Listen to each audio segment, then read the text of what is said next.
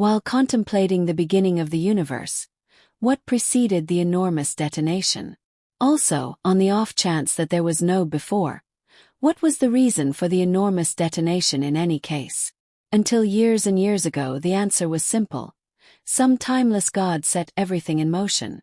Even Isaac Newton believed that God made the universe nearly 6,000 years ago. Later, many scientists, including a young Albert Einstein, assumed the universe itself was timeless and never-ending. Of course, stars could be born and die, planets could collide, and civilizations could rise and fall. However, on large spatial scales and over long time frames, it always looked roughly the same as it does now. Only in the 1930s did convincing evidence of the universe's expansion appear, and in the 1960s, evidence of its origin in the enormous detonation emerged. Such a radical upheaval in scientific thought had not occurred, perhaps, since the acceptance of the heliocentric model. However, two equally difficult questions arose. 1. What actually existed before the Big Bang? What was space like before it began to expand? And how long did it remain in this primordial state? 2. If everything that has a beginning also has an end, what will ultimately destroy our universe? The English physicist Brian Cox set out on a mission to find answers to these questions. Now, in a groundbreaking discovery, physicist and professor of particle physics Brian Cox has announced that he strongly believes the universe existed before the Big Bang, challenging the fundamental theory of our origins. We used to believe that the universe emerged in a very hot and very dense state at the dawn of time, and we used to call that the Big Bang. But now, we strongly suspect that the universe existed before that, Cox stated. In that sense, it is possible to talk about a time before the Big Bang. Join us as we delve into how Brian Cox recently reshaped our understanding of the Big Bang. The evolution of the Big Bang theory. Professor Brian Cox has revolutionized his field in the 21st century, making science accessible to everyone and continuously contributing to public debate and discussion. Never one to shy away from fundamental questions, he recently challenged the traditional story of the Big Bang. The idea of the Big Bang first emerged in the 1920s and 1930s. When astronomers observed distant galaxies, they found something curious. The farther away a galaxy was, the faster it appeared to be receding from us. According to Einstein's general relativity, a static universe would be gravitationally unstable. Everything would have to either be moving apart or collapsing inward.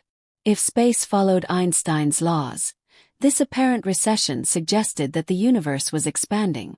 Today, we observe that things are moving farther apart as time progresses. This means they must have been closer together in the distant past. An expanding universe doesn't just mean things spread out over time. It also means that the light within the universe stretches in wavelength as we move forward in time. Since wavelength determines energy, this means the universe cools as it ages. In turn, the past universe must have been hotter.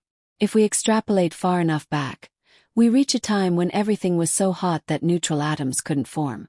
If this model were correct, we should still see a residual glow of radiation that has since cooled to just a few degrees above absolute zero. The discovery of this cosmic microwave background in 1964 by Arno Penzias and Robert Wilson was breathtaking confirmation of the Big Bang. It is tempting, therefore, to continue extrapolating backward, to a time when the universe was even hotter, denser, and more compact. If we go far enough, we reach a point where atomic nuclei couldn't form because the radiation was too intense.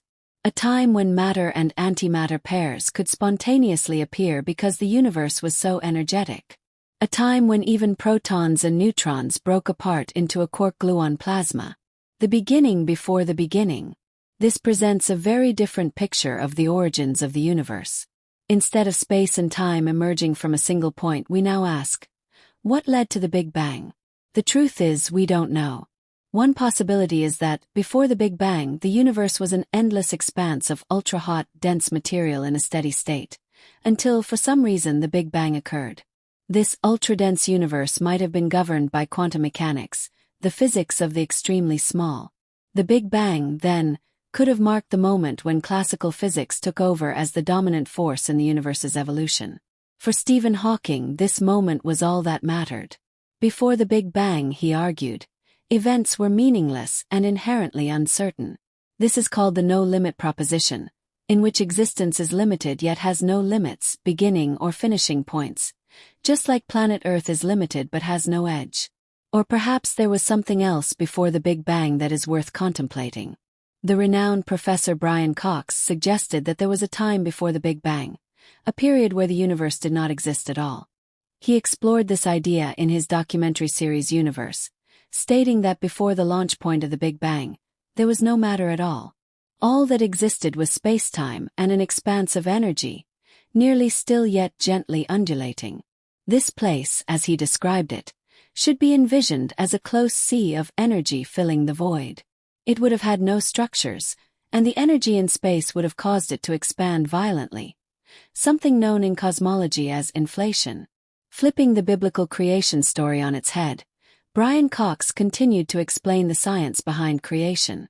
The essence of the story is an incredibly rapid development known as inflation. He explained that, in the beginning, there was an expanse of energy that drove the rapid expansion of space. As inflation ended, this expanse of energy was converted into matter by the Big Bang. The pattern of waves in this energy sea was imprinted into our universe as regions of slightly different densities in the hydrogen and helium gas that formed soon after the Big Bang. The denser regions of gas collapsed to form the first stars and galaxies. About 9 billion years later, another star formed in the Milky Way, the Sun. This star was accompanied by 8 planets, including Earth. And now, nearly 13.8 billion years after it all began, we have emerged, blinking into the light. Interestingly, Brian Cox is not the only one to propose such a viewpoint about the origins of the universe. Groundbreaking theoretical physics research has uncovered a potential window into the very early universe, suggesting that this could be just the latest cycle of a bang-bounce process, one that has occurred at least once and possibly for eternity. According to this study, the physics we use to understand the early universe, a complex mix of general relativity and high-energy particle physics, can only take us so far before breaking down.